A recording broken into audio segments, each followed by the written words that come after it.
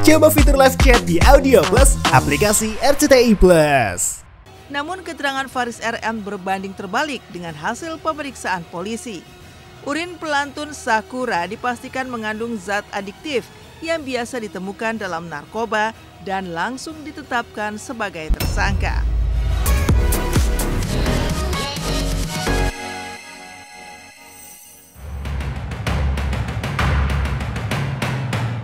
Pemirsa silet RCTI, musisi legendaris Faris RM kembali mencuri perhatian publik. Di usia 66 tahun kini, ia lagi-lagi terjerat kasus narkoba untuk keempat kalinya. Penangkapan Faris RM dilakukan di wilayah Bandung, Jawa Barat, setelah polisi menyita barang bukti berupa narkoba jenis ganja dan sabu. Ia diamankan pasca sopirnya yang berinisial ADK ditangkap lebih dulu di Sunter, Jakarta Utara. Dalam video yang beredar di media sosial memperlihatkan detik-detik saat Faris RM diamankan. Terlihat ia mengaku tidak tahu apa-apa ketika didatangi dan ditanya oleh penyidik. Namun keterangan Faris RM berbanding terbalik dengan hasil pemeriksaan polisi.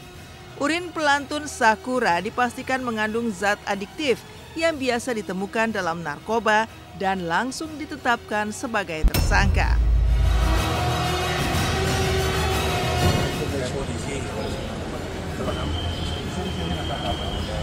Kalau orangnya terserah, ya udah paham. Udah ikut aja ya. Mau ikutnya? Mau ikutnya? Mau ikutnya?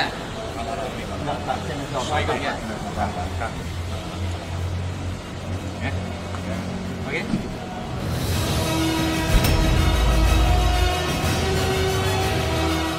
Hari ini sudah ditetapkan menjadi tersangka, yaitu inisial ADK 46 tahun, kemudian FRM.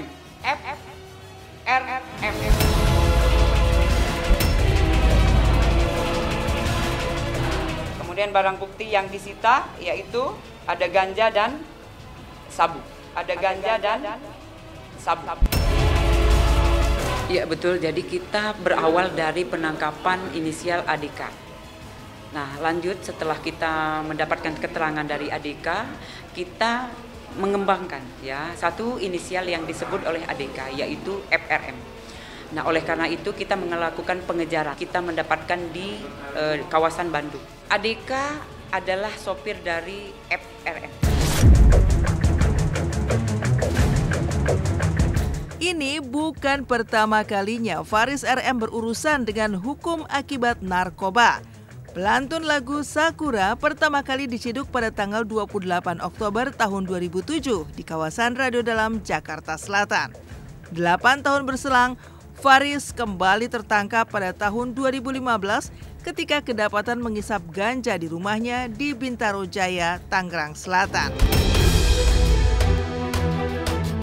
Pada tahun 2018, Faris ditangkap lagi untuk yang ketiga kalinya di kediamannya dengan barang bukti sabu, dumolit, dan alat isap sabu. Seolah tak kapok-kapok di usianya yang sudah 66 tahun, ia kembali tertangkap untuk yang keempat kalinya. Kali ini ia pun terancam hukuman paling sedikit 5 tahun. Padahal berbagai dampak dari penggunaan narkoba sudah ia rasakan. Mulai dari sakit kanker liver yang dideritanya sejak tahun 1999 dan semakin memburuk, ia juga menghadapi kesulitan finansial hingga diceraikan oleh istri Oneng Diana Riyadini pada tahun 2018.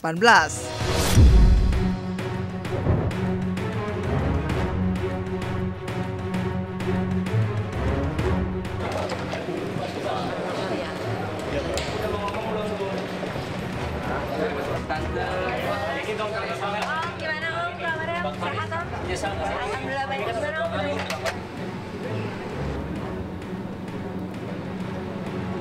Jelas ini bukan contoh yang baik. Jangan mengikuti apa yang saya lakukan dan saya menyesali segala perbuatan saya.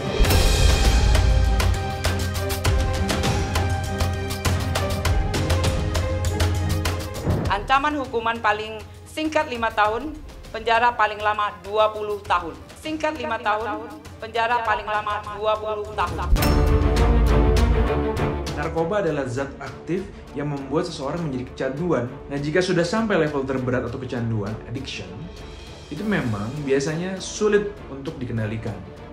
Bahkan, saking sulit dikendalikannya, norma-norma yang ada pun dilanggar. Itulah mengapa sebaiknya kita tidak mendekati narkoba atau nyoba-nyoba. Karena nanti bisa jatuh dalam level kecanduan. Lagi? Hari ini? Om Faris ketangkap lagi? Nggak tahu deh ya, itu aku nggak ngerti itu untuk apa lagi sih ya, untuk apa lagi sih dilakukan lagi dan terjerat yang sama ya. Semoga sadarlah bahwa itu merusak diri, apalagi sudah tua, sudah harus bisa memprioritaskan diri dan lebih bermanfaat kali ya buat keluarga maupun diri sendiri. Jadi aduh, cukup sedih aku dengarnya, aku baru tahu.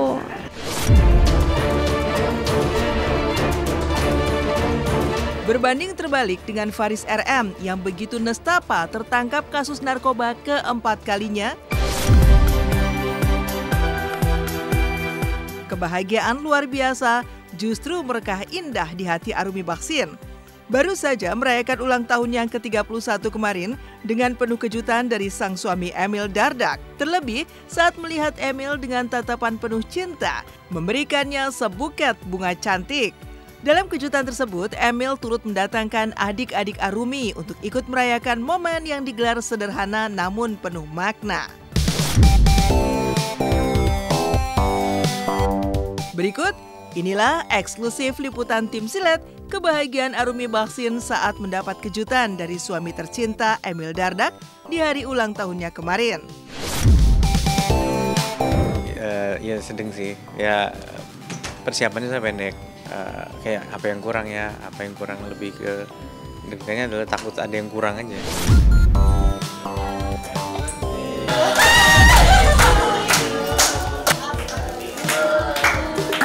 Rame banget mau minum ya.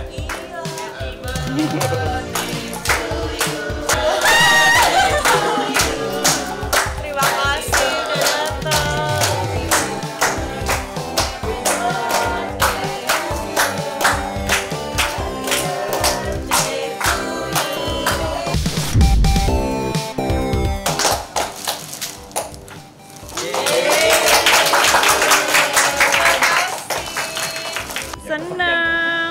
Senang banget, apalagi beberapa hari ini menyambut hari besarnya Mas Emil tuh kan pasti secara wajar ya pasti banyak banget yang harus disiapin. Sebenarnya ada feeling juga sih aku malam ini karena tiba-tiba Mbak Sinta telepon terus gini, iya tapi maksudnya dari tadi kan aku juga meeting gitu, jadi nggak terlalu ini, cuman ya Allah kenapa nggak dari tadi gitu.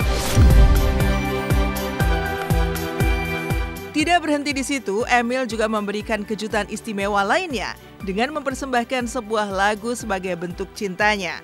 Ia bahkan sampai diiringi langsung oleh musisi ternama Yovie Widianto menyanyikan lagu Kasih Putih yang dipersembahkan khusus untuk Arumi.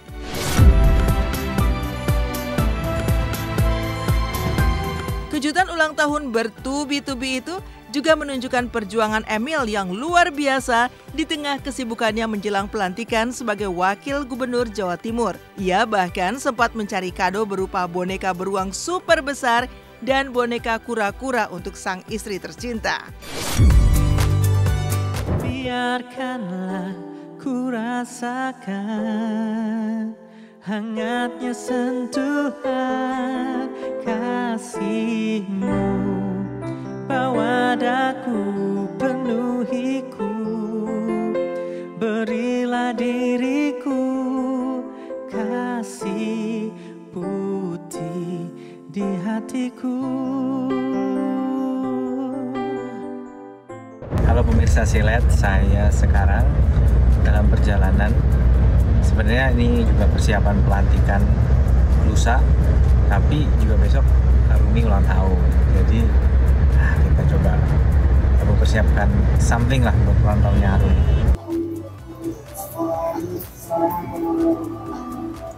Ini gede kali ini. Ini kali ya. Bawanya gimana tapi? Kocak nih. Dia seneng banget kura-kura, udah punya 2 kura-kura. Mungkin nanti dipakai Arumi untuk di rumah kali ya. Wah!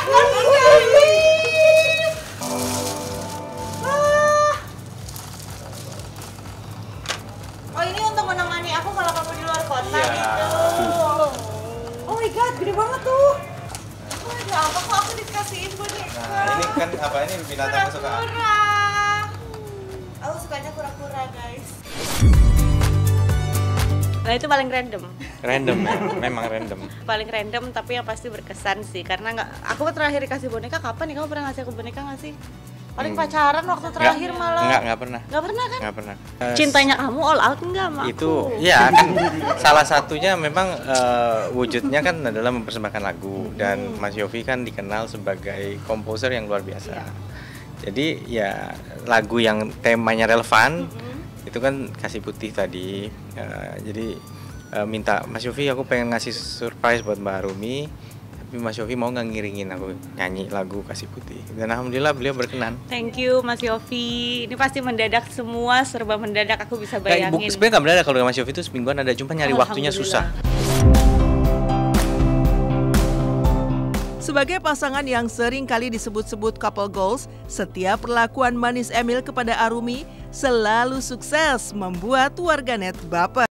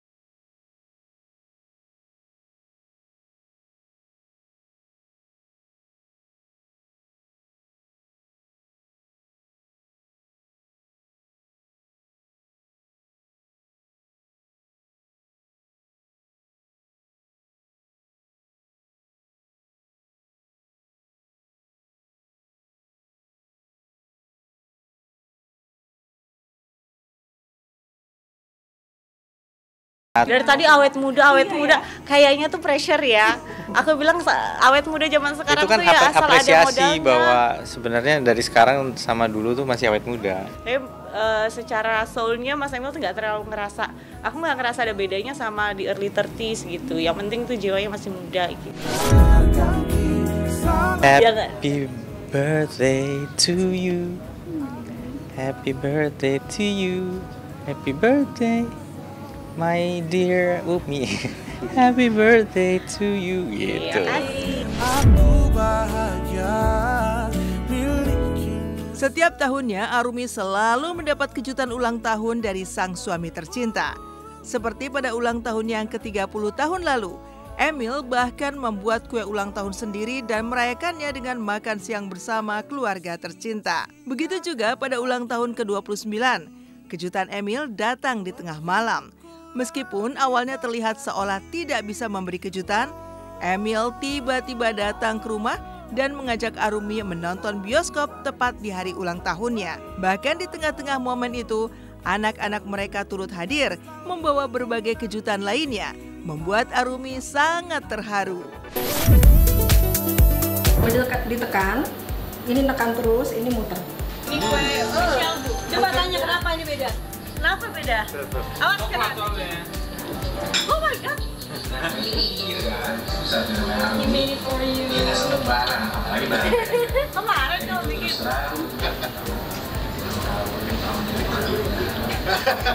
Enak. Tepuk tangan dong. Ini sekarang beneran. Ini bikin beneran kamunya. Nah itu. Happy birthday to me. Happy birthday. Sampaikan kepadamu kata cintaku marah. Ini dia lagi. Dengan sorot mata cantik yang indahnya tak lekang oleh waktu. Oh my god.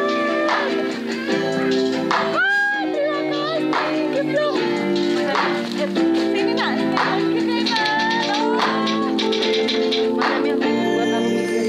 iya.